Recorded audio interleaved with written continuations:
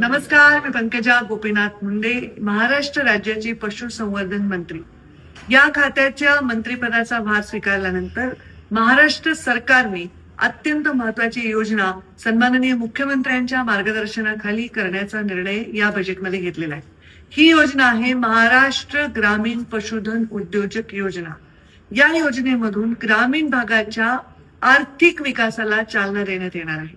ग्रामीण भागातील आतापर्यंत जे कोणी पशुधन सांभाळणारे आमचे पशुपालक होते त्यांना आता फार मोठ्या प्रमाणामध्ये सरकार त्यांच्या पाठीशी उभं राहून उद्योजक बनवणारी ही योजना आहे.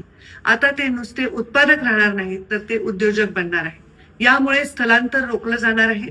शहरीकरणावर वेगळ्या पद्धतीने सकारात्मक परिणाम होणार आहेत.